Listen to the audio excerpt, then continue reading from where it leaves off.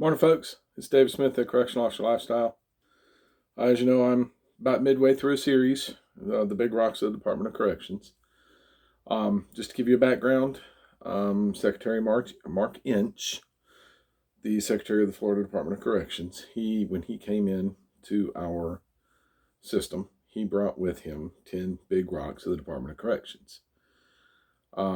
These are the biggest, most important facets of any Department of Corrections. And just to go down the list again, I've got it written off to my right here so that I make sure I don't forget any of it. It's safety, service, training, wellness, manage, review, fiscal viability, improvement and rehabilitation and restoration. Okay, I've already done videos on safety, service, training, and wellness. Today's video is on manage. And to use the word manage is kind of different, kind of unusual, kind of strange. But if you think about manage as I don't know if it would be the possessive term or whatever, but management, okay? Management. What does management do? Management manages whatever they're in charge of, okay? How does that filter down into the Department of Corrections, okay? Obviously, the correctional officer is tasked with managing his inmate population. The correctional officer sergeant is tasked with managing his officers. The correctional officer lieutenant and captain are tasked with managing their staff. Correctional officer major and colonel are tasked with managing their staff. And it has kind of a trickle down effect.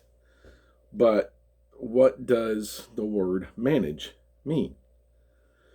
In short, control. It's all about control. I was doing a little bit of research, and yes, my research was done on YouTube and Google. We're not going to discuss that. I just typed in manage, and what I came up with is, how does the city manage rising floodwaters? How does a rancher manage all of his cattle? And manage, I mean, it's multifaceted. It's, number one, you take accountability. Number two, you take responsibility. And you assert a level of control over what's going on.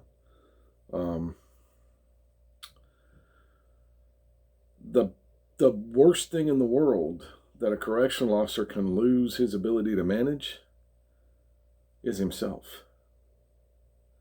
If you go to work every day looking like you slept in your uniform, looking like you walked through a mud puddle on your way to work because your boots ain't shined, you're not managing your appearance. You're not managing to keep a professional appearance. If you go to work and you are sitting on the phone, talk to your buddies, rather than doing your menial tasks like your paperwork or your security checks or watching your inmates, then you are not asserting management over your environment. Your environment is managing you. But the worst thing you can lose managing over when it comes to managing yourself is your time. Time management is critical in the Department of Corrections. One of my former sergeants used to tell me all the time when I was a CO, the best thing in the world that a correctional officer can do is walk in, get all the menial tasks done that he has to get done as quickly as humanly possible. Walk in, use your time wisely. Get your log done, get your security check done, get your over-the-counter medications inventoried and correct. Get all of your passes that you have to get done for your call-outs done and completed. Get all of your security checks done. Get your officer station cleaned up and ready to go. If you're on an evening shift, make sure you get your mail ready, sorted, and passed out. Get all of your menial tasks done so that you can either A, sit on cruise control for the rest of the shift, and do nothing but watch your inmates and maintain your log, or the extreme that nobody likes to talk about, when things go south, you don't have anything else pressing and you can deal with that situation. Okay? Time management is key in the Department of Corrections. As a manipulation tactic, the inmates will try to occupy your time. They will.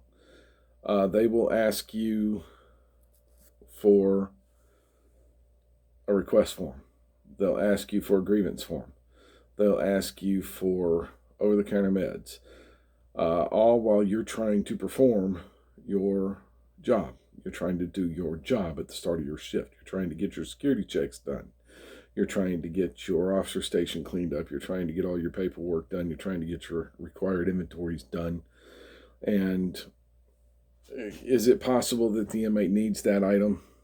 No, it's not possible. It's absolutely mandatory. The inmate needs that item. If they're asking you for a request, they need that request. If they're asking you for medication, they need that medication. If they're asking you for a grievance form, they need that grievance form. What they don't need is they don't need those items right now.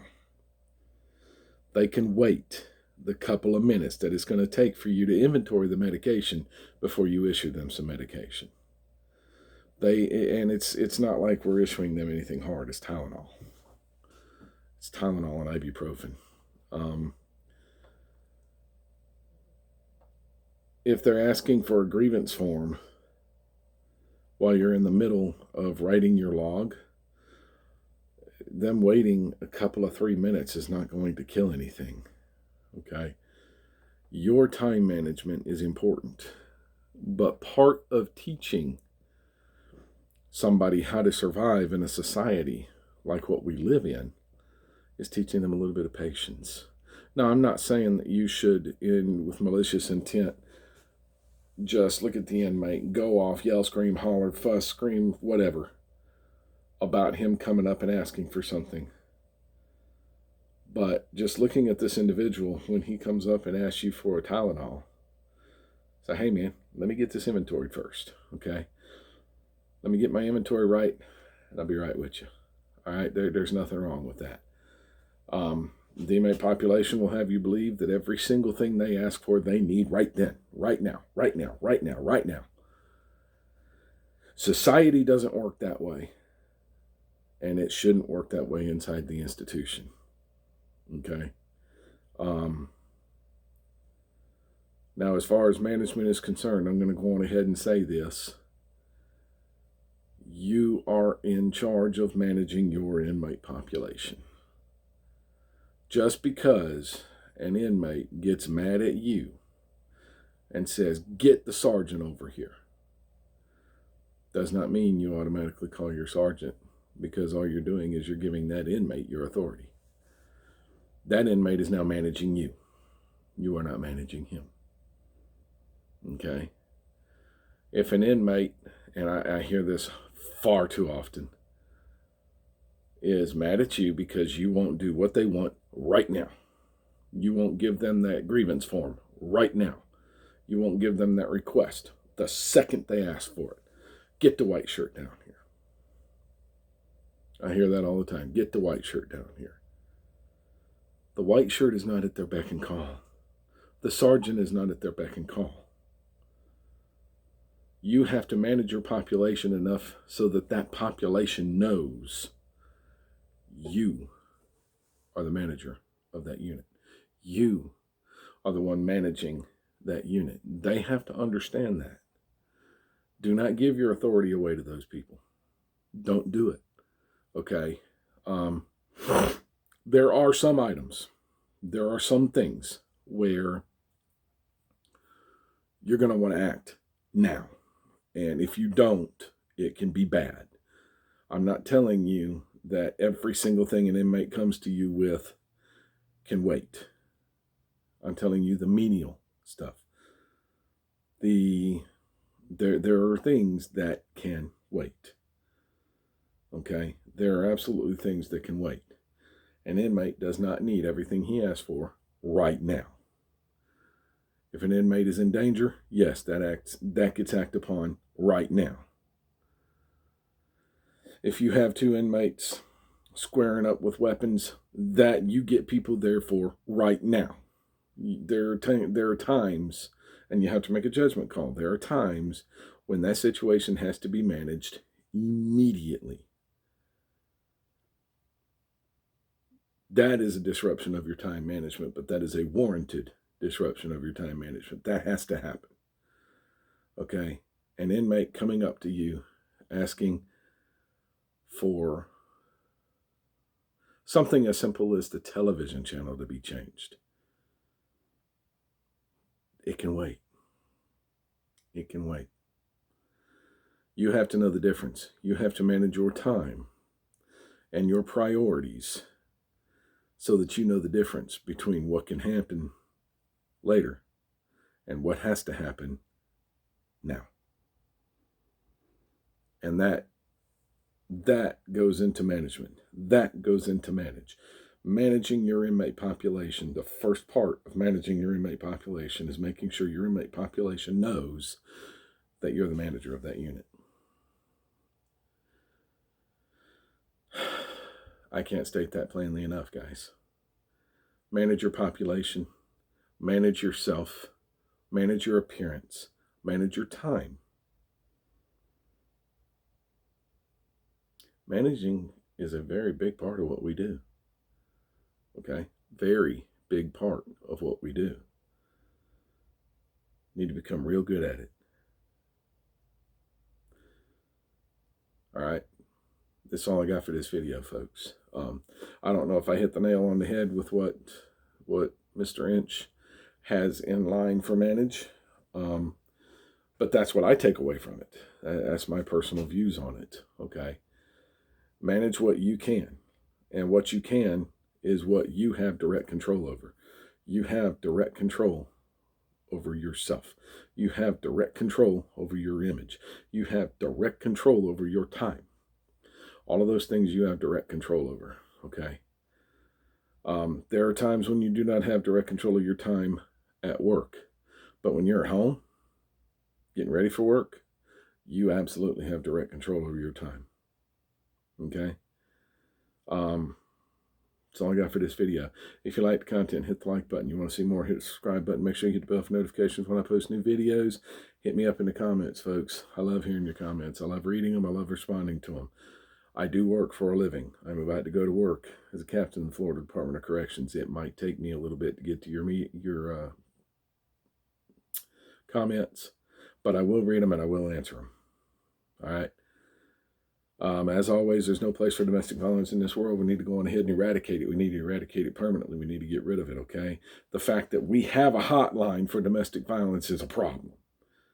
But that hotline's number is 1-800-799-SAFE. 1-800-799-SAFE. If you're in trouble in a domestic violent relationship, 1-800-799-SAFE. There's people at the other end of that phone that can help you. If you know somebody in that predicament, give them the number, call it for them. There's people at the other end of that phone that can help them. If you know the abuser, remember, worst thing you can do is nothing. Say something to somebody, and if you are the abuser, there's help for you too. First thing you got to do is admit that you need help. Second thing you got to do is ask for it. I promise you it's out there, okay? This is David Smith at Correctional Officer Lifestyle. Love shouldn't hurt. I am my brother's keeper. I am my sister's keeper. Y'all be safe, Pine Defense. I'll see you in the next video.